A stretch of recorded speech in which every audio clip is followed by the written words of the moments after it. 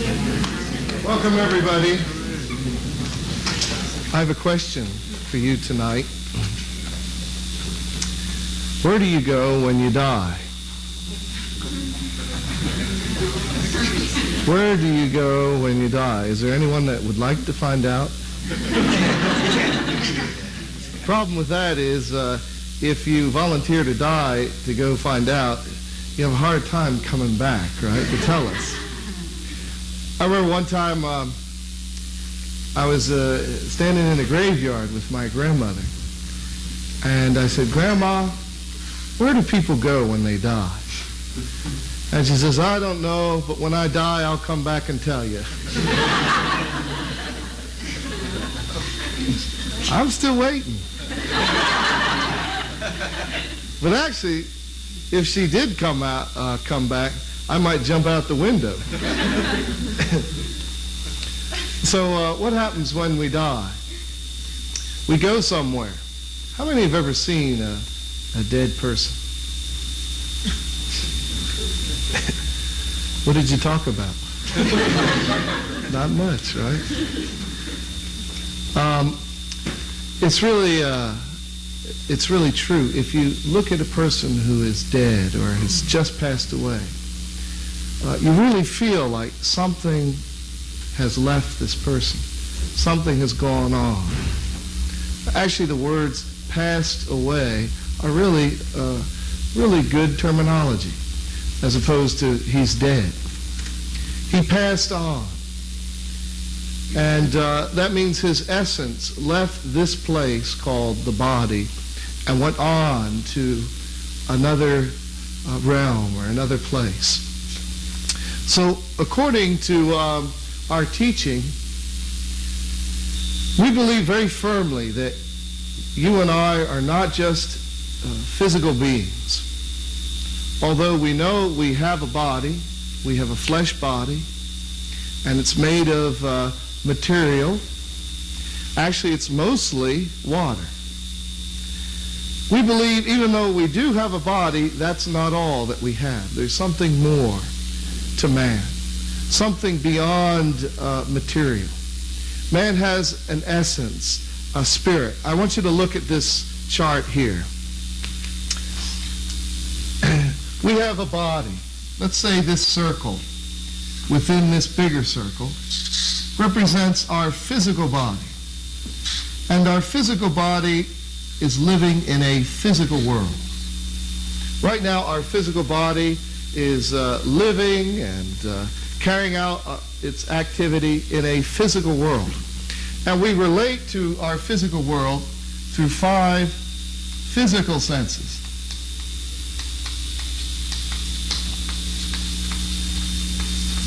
Five physical senses. We can see, we can hear, we can smell, we can taste, we can touch. And through these faculties, we interpret the phenomena of the physical world. And we live our life in the physical world. But one thing we all know is our physical life is a temporary life. And at some point, for some of us sooner than others, then our physical body is going to stop working. Our physical body is going to cease to function. And if your physical body ceases to function, then gradually it begins to deteriorate and it decomposes, it goes back into the soil. Is this the end? Is the destiny of each individual to just decompose and go back into the soil? Something inside of us feels like, gee, I hope not. Gee, I hope that the goal of my life, my ultimate destination, is not just to be a decomposing body. And we feel something inside, don't we? Something in us that is seeking after eternal things. We seek after eternal love, for one thing. When you're in love, do you really want to think of when this love will be over? Do you feel that love should have a time limit to it? I'll love you for 10 years and then I won't love you anymore? Not at all. The nature of love is an eternal nature. So the very thing that we seek above all things in life in itself is an eternal feeling or an eternal desire, an eternal essence. This is why man feels that there's something more to life than just the temporary life in the material or in the flesh. And very clearly the principle tells us that yes, there is. There is an eternal side to man. Let's look at this circle inside of this bigger circle. This is our spiritual side, our spirit. And our spirit is like a body. Maybe you wonder what your spirit looks like. You know what your spirit looks like? Casper the Friendly Ghost. No, your spirit doesn't look like Casper the Friendly Ghost. You won't be a spook. But your spirit body looks just like you. Now, some of you might be disappointed to hear that. Maybe you're hoping that when you go to heaven, your spirit body might look like Cary Grant or Robert Redford or someone like that. But no, your spirit body looks just like you. And that way, your friends and your family can recognize you. It's true. You'll look just like yourself. We have a spirit body, and our spirit body is dwelling in another realm called the spirit world. The spirit world. What is the spirit world? Have you ever been there? I think the only way to describe the spirit world is if you've ever had a very vivid dream. If you sometimes you'll have really a vivid dream of a beautiful place, and you just think of doing something or thinking of going somewhere, and you're there. You ever had that kind of dream? Being able to travel freely through this beautiful realm. If I were to describe the spirit world, the spiritual heaven, it would be like that. It's a realm of tremendous beauty, and it's a realm of heightened sensitivity. But the most important characteristic of heaven in the spiritual world is it's the realm of the parental heart, the experience of the true parental heart. That's the realm of the spirit world we want to go. And we call that realm the kingdom of heaven, or we could call it the place where God is dwelling. That's the parental realm, the parental area. You want to go to that place in the spiritual world, the place where God is dwelling. And that is the realm of heaven, the realm of spirit, where the most powerful feeling is the feeling of love. In this physical world, we breathe air, don't we? In heaven, in the highest place in the spiritual world, we breathe parental love, true love.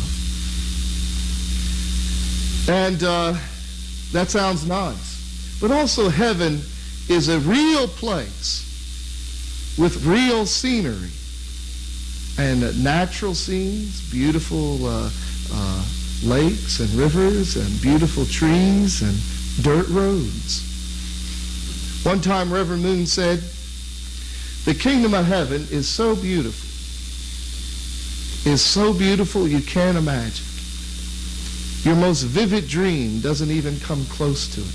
It's so beautiful. He said, in the kingdom of heaven, you can walk down any common dirt road. There's dirt roads in heaven? There's dirt roads in heaven? Sometimes our concept about what the spiritual world is like is maybe it's full of clouds and fog, and everybody wears white robes and just walks around and plays harps. How boring would that be, right? You can walk down any common dirt road in the kingdom of heaven and pick up any common pebble and be so captivated by its beauty that you can gaze at it for 1,000 years and never be bored. Can you imagine how beautiful that is? I don't think I better tell you more because you might want to die and go there. It's that kind of beautiful place. Can you imagine? There are people in heaven that are still picking up pebbles and looking at it. It's so beautiful, they haven't even gotten past the rocks yet. It's an amazing place if we can get to the realm where God is dwelling, the parental realm. The parental realm. So after our body passes away, then we want to dwell in the highest place in the spiritual world. And that's where God is dwelling. And God is a parent. God is a parent, a loving parent. So how do we get there? Well, there's only one way. We have to take on the same heart that God himself has. And that means in this world, while we're here, in the physical world, we have to develop this kind of heart. Your heart is like the guiding system of your spirit. The extent that your heart is developed will be the extent that you will reach that highest realm in heaven. How much has your heart developed? And what is the goal of our heart? It's to become a parent, but a special kind of parent, a true parent. How do we become a true parent? Does it mean we'll have a bunch of kids quick? Jesus said, don't just love your family. Don't just love your brethren, your kinfolks. Even the sinners can do that. So the real definition of the true parental heart is not just loving your family. That's not the secret.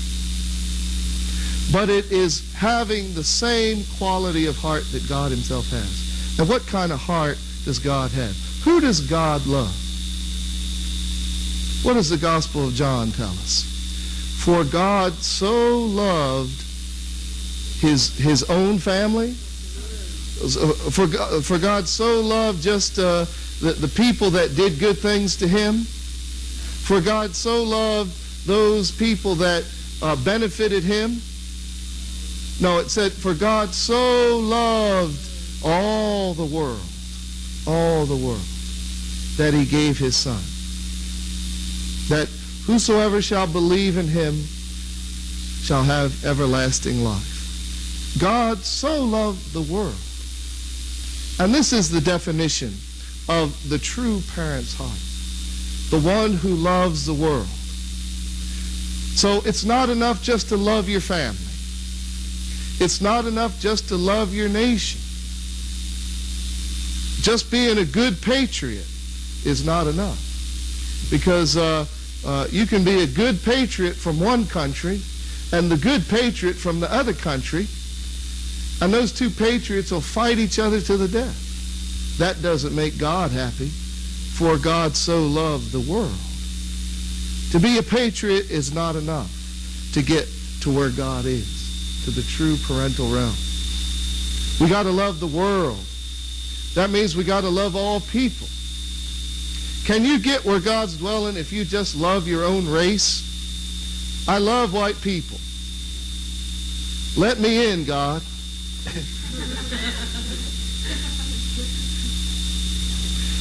And I'll say to God, I just love white people, God.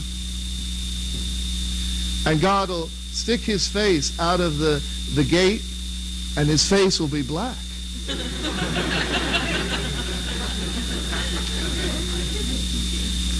Or I'll say, God, I love all people except I can't stand Japanese. And then God will stick his face out and he'll be Japanese. For God so loved the world. And if we want to get in there where God is living, we want to get to that beautiful place, then we got to love the world. Not just our own family, not just our own race, We've got to love the world, everybody, because everybody is the son and daughter of God. The same. The same. So we got to get busy, don't we, to get there. We've got to start loving all kinds of people. You got to start loving all nationalities and all different kinds of people.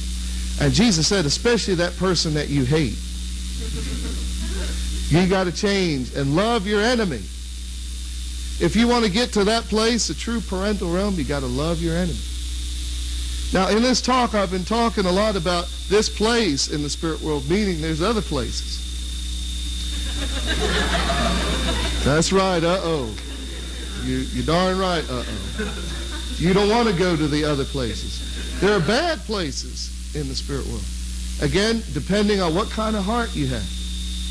If you lived your whole life for yourself, and you never loved others, and you lived your whole life for yourself, you know where you're going to go?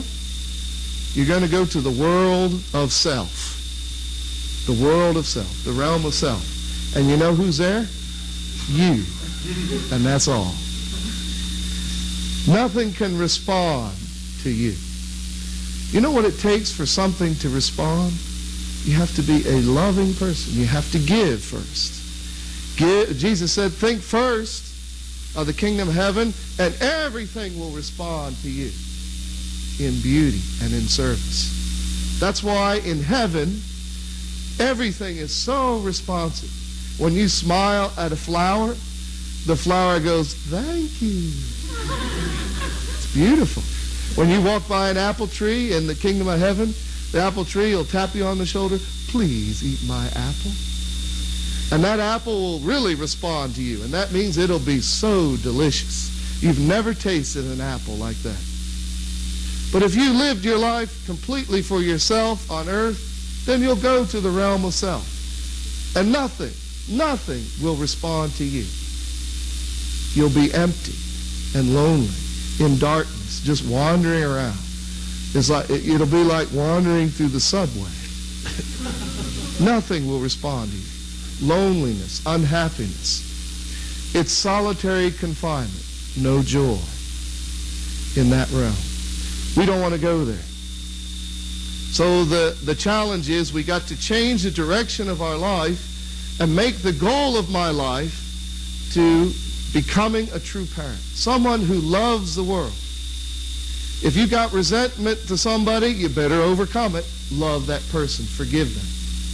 If you have some racial resentment to another race, if you don't like black people, if black people don't like white people, you better overcome and love each other. Because if we go into the next world with any resentment or hatred to anyone, then we can't get here. We can't get here. So really, this is God's desire for each person, that we really are one family of heart.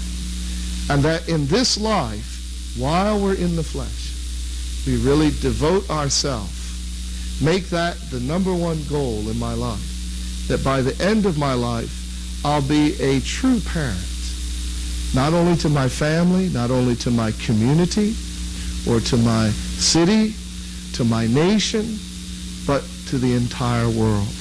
And if we live like that, then at the end of our life, we can look forward to the next world. And you won't fear death. You'll look forward to entering that beautiful world of heart. Thank you very much, and God bless you.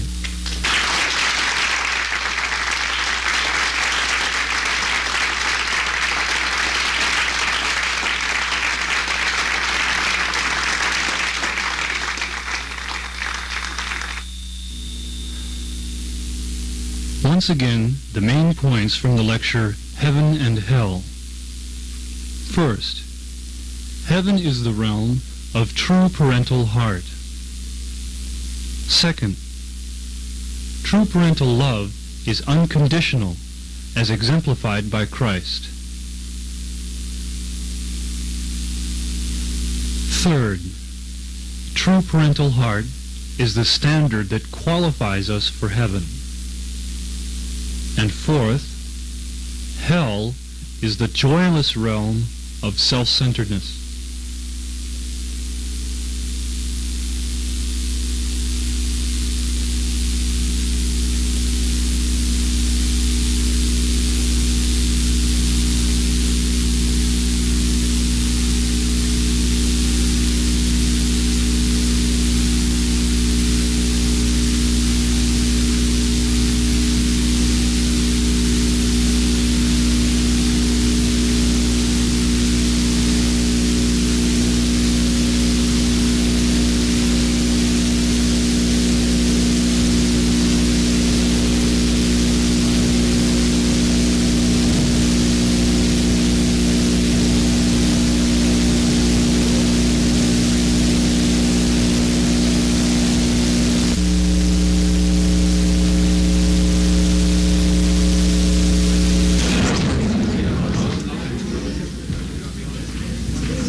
Welcome, everybody. How's everyone today? Fine. Good to see you back. Well, let me start by saying I've got some good news and I've got some bad news. First, the bad news. The bad news is we're all going to die. We're all going to die. We all have a terminal case of creeping death. One day we're going to die, right? We can't deny it. Now the good news is that if we want to, we can live. If we want to, we can live. In our life, we meet many people that some believe in God, some don't believe in God. We see many religions. We see many different concepts about God, and in general, in the world, we don't see a high degree of religious or world unity. A lot of debate and a lot of struggle. But there's one thing that we can all agree on, and that is whether you believe in God or not, absolutely, the day is coming that you're going to die. Whether you believe in God or not, you're going to have that experience, right? Irregardless of what your belief is or what your theology is, someday that day is going to come. We're going to someday die. What does that mean? It's something we don't really like to think about so much, do we? As a matter of fact, just to bring up this topic, I can almost hear people turning their TV sets. Oh, I don't want to hear this. Now, I want to hear some good news. This sounds like bad news to me. I'm going to die. Oh, no. We're really afraid to confront the meaning of death. And we like to pretend that it's never going to happen to me, right? Well, me, I'm going to live forever.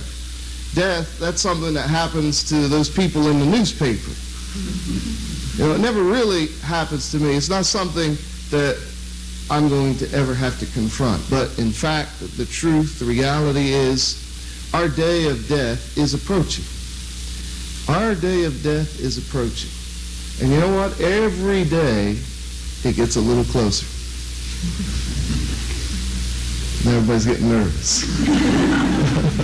Every day, it's getting closer. There's not one person here who is getting younger, are they? We all have a little meter over our head that is counting off the number of breaths that we have, the number of heartbeats we have left, how many days, how many months, how many minutes. And not one meter is going up. It's all going down. We're facing ultimately this day, and who knows when it could take place. This is another wrong concept that we have. Death, well, that's what happens to the old people. They die. That's unfortunate for those old people, but me, I'm a part of the young race. You know, and I'm always going to be young. But actually, reality is death comes unexpectedly. Death can come unexpectedly without any notice whatsoever. You can make your schedule, your daily schedule, make your plan, and all of a sudden, without any expectation, you may meet your moment of death. Death isn't something that you can predict or something that you can control. How many have ever had a brush with death? It really makes you serious, doesn't it? Usually people, when they have a brush with death, they realize two things. Actually, oh, I almost died. And the second thing, I'm alive. Hey, I'm a living person, and I'm alive. And I got to find out some reason for being alive. Why am I here in this world? Why do we live? Usually when we're confronted with the prospects of death, we get very serious about living, don't we? We get very serious about living.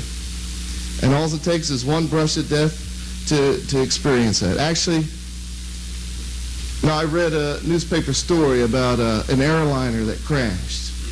And just to show you how death can come unexpectedly. This airliner was taken off, and it got to a certain altitude, and the cargo door blew out.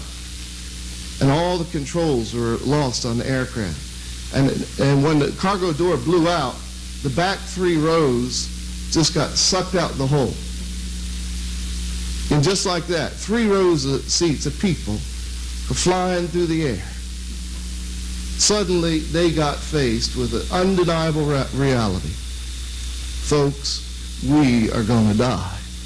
There was no doubt about it, was it? Can you imagine if you were in their position? 1 second before, you were reading Time magazine and waiting for your lunch. So maybe you're going to have Salisbury steak. You know how people are in airliners. They're so secure, and they just feel, oh, absolutely, my life is planned, and I'm going to get here, and nothing's going to interfere with that. And all of a sudden, this person's flying through the air. And maybe he's got 1 minute left in his life before he hits the ground. Don't you know their priorities changed on the way down? Don't you think your priorities would change? What would become important to you as you journey down to the earth? Do you think finishing this article in Sports Illustrated would be a priority on your list? Oh, I got 30 seconds. Let me finish this article before I hit the ground. Very common experience. For every person that's born, someone is going to have to die, right? But you know what happens to those people? They become frantic. They begin to scream.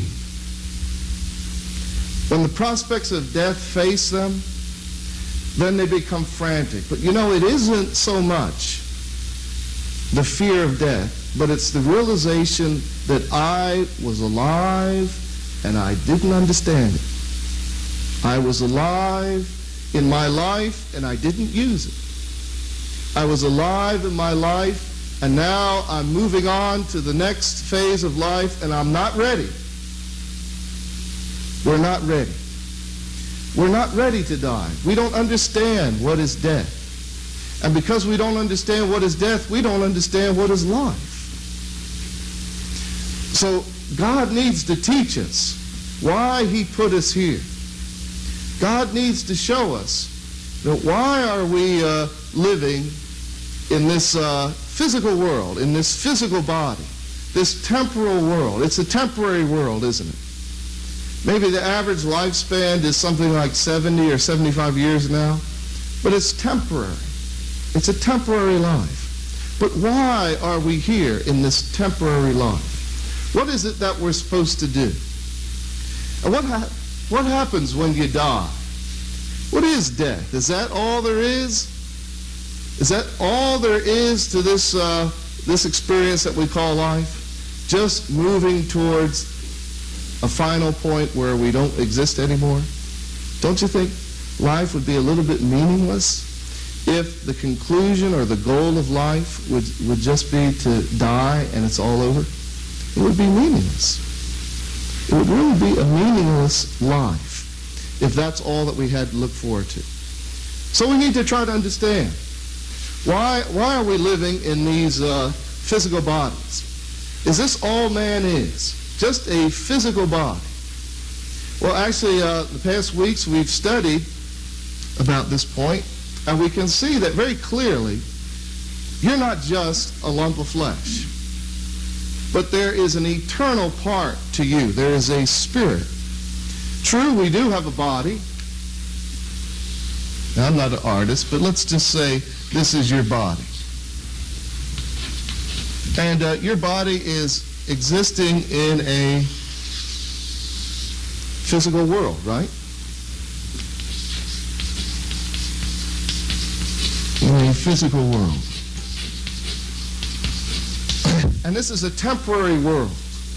This is a temporary world that we're living in. So what in the world could be the reason for being here? Our bodies, we have five physical senses. 5 physical senses.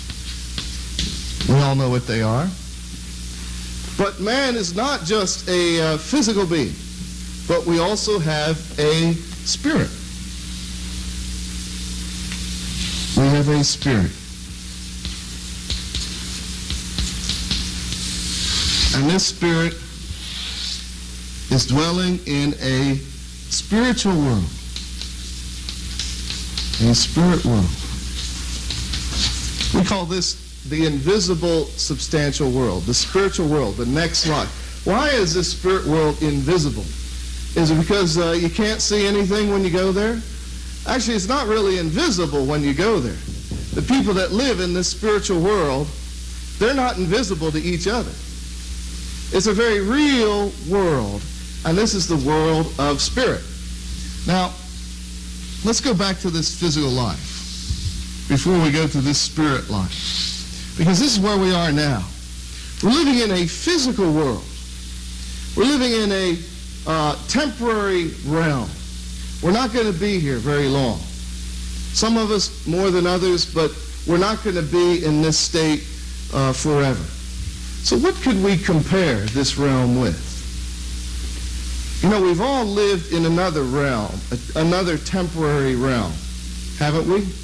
We've all come from another temporary world. And what was that? Do you remember? Your mother's womb, right? Well, it's very comparable, actually. We were in this womb for 9 months. We're in this womb for 9 months. Why are you in the womb for 9 months? We could call this a world. And you're in there for the purpose of what? Developing, right? You have to develop. In your mother's womb, you develop a full and complete physical body. And then you reach a certain point, once you've developed inside your mother's womb, you don't need to stay in there, do you? There's no need to stay in your mother's womb. Then you move on to the next world. You move on to the physical world. Well, this physical world is, we could call it the second womb. This is not the final destination point, but this is merely the second womb. Let's write that. This is the first womb, and then the second womb. First womb, and then the second womb. So actually, we're living in a second womb in this life on earth, this life in our physical being. But our womb is a little bit different this time. Our womb is, we could say it's like a portable unit. You have a portable unit, and that is your own physical body. So the purpose of the second womb is to grow your spirit. The purpose of this physical life is so that our spirit can grow and can develop. The first womb, we develop a physical body. And then in the second womb, we dedicate our life then to growing a complete spiritual body, to developing spiritually. As Genesis 1:28 tells us, God said that we should become fruitful. So we had to obtain a certain spiritual standard. And that is the purpose of physical life, or the second womb, is to achieve this spiritual standard. So, the same way, once we've achieved this spiritual standard, once we've developed fully spiritually, then do we need to stay in the second womb? No. People that try to cling on to their physical life, it's as foolish as if a baby tried to stay in the womb and didn't want to come out. Is there anything then unnatural about going into the next phase of life? Not at all. If being born is a joyful event, then the second birth, leaving the physical world and going into the spiritual world, should be even more joyous. Even more joyous. So actually, how unnatural it is that we mourn at funerals. It's really unnatural. It's not the original way that man was supposed to live, because this death, or actually second birth, is as normal as the first birth. But what do people say when someone passes away? We say, oh, it's a tragedy, right? I'm so sorry. It's so pitiful. Or when some famous person dies, they always say it's the worst thing that could ever happen. Well, what did they expect? Did they expect this person to live forever in the physical world? Well, we have to understand that moving into the next realm, the spiritual world, is as normal and actually even more joyous than the first birth. So this is an incredibly different perspective, isn't it? So actually, we don't call death. We call it the second birth. The second birth. And this is where we enter the world of spirit. So our physical body is no longer needed once we accomplish our spiritual development on earth, and then our spirit moves into the spiritual world. And we live an eternal life in the realm of spirit. So we could say that this is the third womb. This is the final destination, life in the spirit. So our life on earth then has to be directed towards that goal, that I'm preparing myself, looking forward, in fact, to the next life. What we do on earth, and next week we'll talk about this development, this spiritual development, how we develop on earth spiritually. We'll talk about that next week. But our purpose in life in this physical world then is directed towards spiritual life. So we can really see how lost people are when they just live their life for physical enjoyment. When they live their life with the idea that the physical life is all there is and there's nothing more. And this is why people inherently don't feel ready to confront death, because we don't understand. So we're just beginning to understand it now. So next week we want to talk about then, well, how does the spirit grow? Why did God give us a spirit body and a physical body? Why did God give us both? And how do they relate together? And how is spiritual growth achieved in this world? So next week we'll study this point. Thank you very much.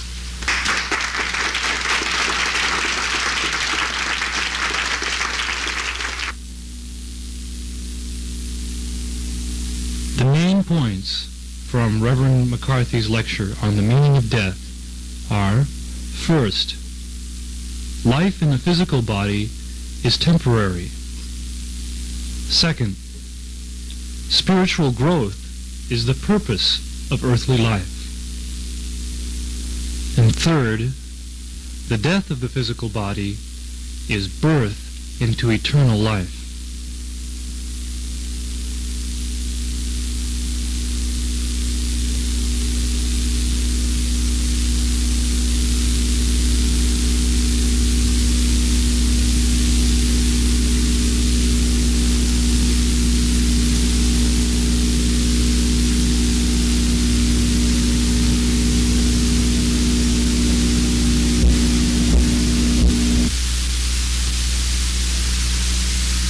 죽음을 인간을 환영해야 되겠나 환영하지 말아야 되겠나?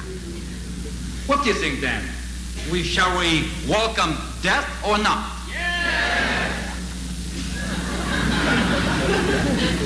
자, 그 죽는 데는 말이야. 죽는 데는 뭐 때문에 죽을 것이냐 할 때 하나님의 참사랑을 위해서. So we have to put the meaning even to death. For what should we die? We should die for the fulfillment of the love of God, for fulfilling the craving of love of God, or reaching out to God.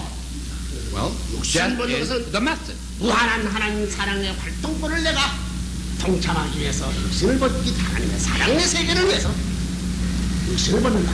In a way, death, physical death, means that we are getting rid of our clumsy physical body, vehicle. In other 그러면 words. 하나님 사랑 가운데서 태어났다 할 때는 그 하나님이 인간 세계를 볼 때는 말이야. 아이고 주무대야 되는 하나님 볼 때는 꼴꼴 웃겠나 하나님이 하라.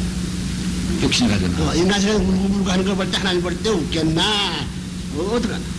God, who enjoyed the total freedom in the universe, when they're looking down and looking at the children, men on earth, who are suffering from one event after another, crying and sad sometimes, emotionally disturbed and hurt with the little trivial things. What do you think? God looking down at children, what do you think? God feel very, what? 썰어서라. Awkward? 저이지. 아? God feels very, God can laugh at it. Laugh at it. What do you think? Does he?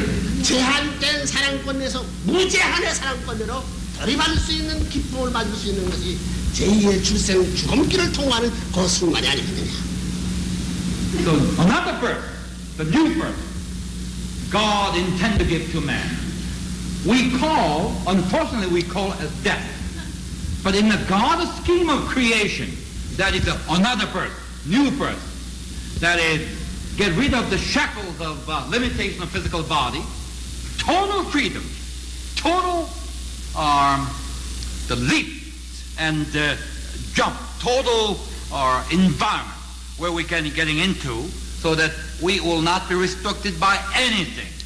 That's the status we're gaining through the second birth. 그렇다면 오늘 너 육신은 난 나를 기뻐하겠나 제2의 무한 확대 세계의 사랑을 위해서 활동한 아들로 태어나는 그 시간을 기뻐하겠나 하나님이. What do you think then? Then we say the day the children were born is the day of joy and should be remembered. And it ought to be remembered, it must be remembered. What about then the second birth, which is we commonly call death, but actually it's a total liberation. We're giving ourselves a new birth into a totally free universe, new universe, where we can enjoy total love and total love freedom. 무한한 이 우주를 순식간에 왕래할 수 있어. So, once we have given it total freedom, we can, we can exercise the dominion over entire universe without any restriction. 그 관심 있어? Are you interested? 진짜 관심 있어? Are you really interested? 관심 있어? 그러려면 어떻게 해야 되냐면 하나님이 하지 말고 하라 하는 그런 법도를 지켜야만 그 가능하다. 내 마음대로 해서 가능하지 않다 하는 것은 이러지. 죽기 전에 말씀입니다. 그럼. But important thing, however, all right, everybody interested in freedom, total liberation, total joy, total love. In order to do that, we gotta do something before we die. Just a simple death would not bring such freedom, such joy. We got to obey God, His commandment, while we are here on earth. 그 하나님이 하지 말고 하라는 걸 할 수 있어? So, are we ready to obey God? Are we ready to obey His commandment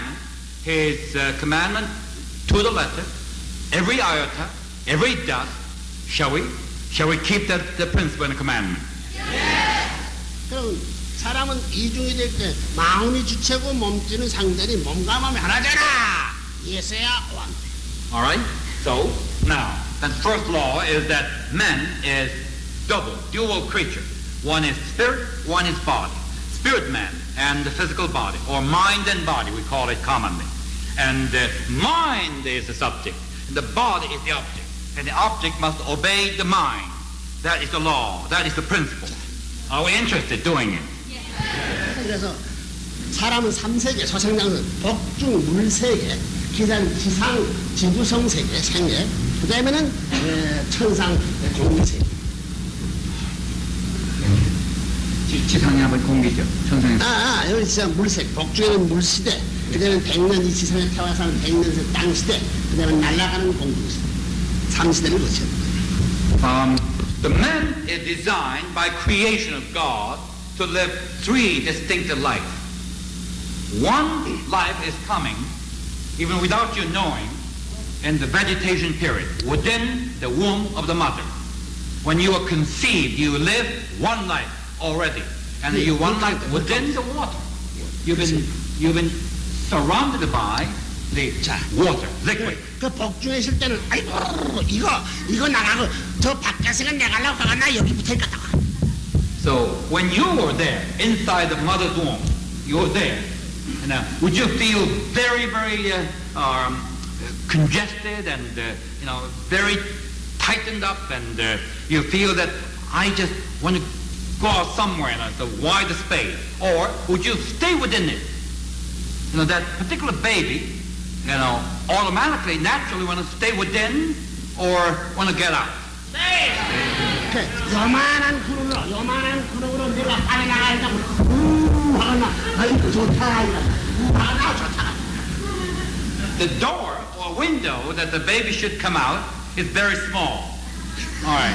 When God telling the baby said, you have to get out that door, what do he say? Oh, no, I couldn't do it. He'll be scared, or he say, oh, no problem. 내가 있는 집이 다 파괴되고 말이야. 내가 살던 영양가치 모든 것 전부 다 깨들어가고 내 머리도 그저 늘어나야 되고 몸뚱이도 늘어나야 되고 그래도 좋아. 전부가 노화가 나 이상한. So, in order to get out of that particular window or door to another world, it's going to be incredible revolution is taking place. The disorder, disarray. You have to break off your shackle, and incredible, the pressure should be added, and all kinds of pain is going to be observed. Then, when you recognize all that, any baby will say, I'm willing to do it. Or every baby will say, no, I don't want it. No, I'd rather stay here. 나기 전 시간까지 어머니가 줄 거다 슉 나는 시간까지 no 하다가 So actually, all the baby, the very moment the mother gave him a birth, or give her birth, that very moment, until that moment, very moment, no baby is willingly want to come out. They just don't want to stay. They just don't want to come out. They Well, don't stay with it, and resisting, demonstrating, no, I don't want to go anywhere else. I'd rather be comfortable here. And until the mother gave a final push, then that reluctantly that baby come out outside the world and start to cry, very sad. 자 그러면 한 세계는 왕창 엎어지고 한 세계는 숨을 또 That, in a way, for baby, is equivalent to birth of death. I mean, the pain of death. It's almost like a dying. It's impossible thing is happening. And incredible, unimaginable things happening to the baby. It's 자, 그 배꼽줄에 탯줄 달린 걸 그걸 다시 써야 되가 나 잘라버려야 돼. so. Anyway, he was released from the mother's body, came out of mother's womb. There was a certain 태 말이야 태. rope, that connected to the mother that has been receiving certain element from the mother, certain energy from the mother.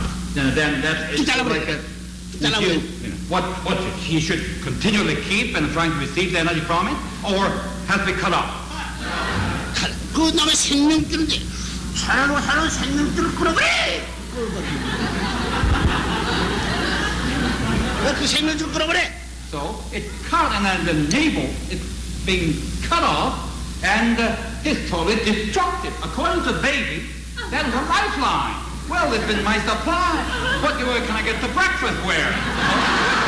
Lunch, Well, that's my supply line. Who cut my supply line? The baby was very unhappy. 그걸 볼 때 하나님이 울게 애기는 죽었다고 울지만은 울지만은 하나님 볼 때 웃겠나 울겠나. What about it? The baby was so sad. That moment is almost the pain of death. I'm so unhappy. Everybody cutting myself off. Even my lifeline cut off. My supply line is no more. So crying and crying and crying. God looking down at crying baby. God would be smiling or sympathetic, either crying together with the baby or very much smiling. What do you think?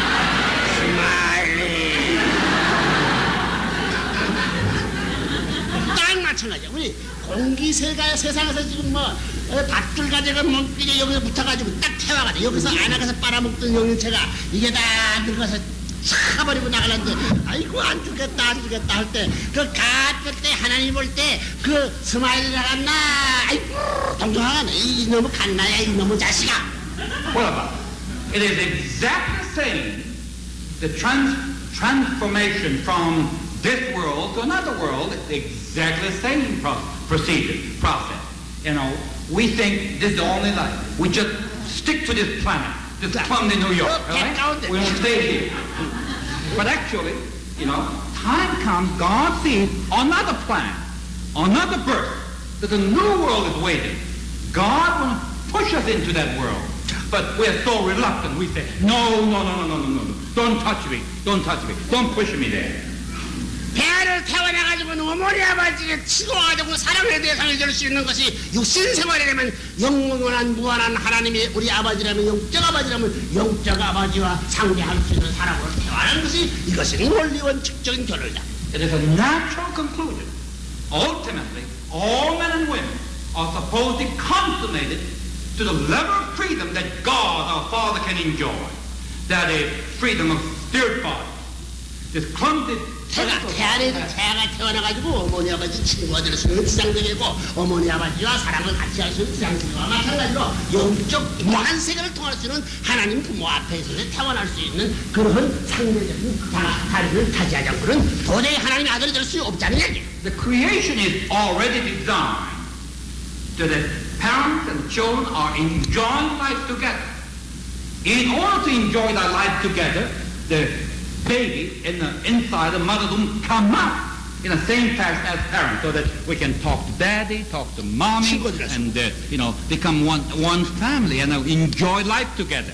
By the same token, ultimately, we are given to another birth where we can join with the eternal Father, which is God, and live with Him forever in the same form, same fashion. That is most logical. That has been from the very first day of creation has been planned. 그렇게 했을 때 여기서 전부 다 하나님 본축 때려서 태아에서 정상적인 알게 사는 것 마찬가지로 여기서 잘 자라야 되겠나 함부로 자라야 되겠나. So what they're saying. So we are almost our physical life here on earth, at the planet, one life here on the planet, is like compared to the life in the mother's womb. So that baby should be careful himself or herself in the mother's womb, very, very careful. By the same token, we should live good life and healthy life inside of God. All the entire period we are remaining on earth. Shall we live healthy? Shall we live very carefully and following certain rules and the laws and the principles? Yes or no? Yes. 물건에는 권충도 날고 말이야. 권충도 날고 나무 연면에는 나무 씨도 날아낼 줄 알고 새새도 날아낼 수 있는데 사람은 날아낼 줄 몰라. Look at this. When you see the insect, the egg can become a worm. The worm become the little butterfly or flying insect. It becomes a flying insect and it's flying around all over the world.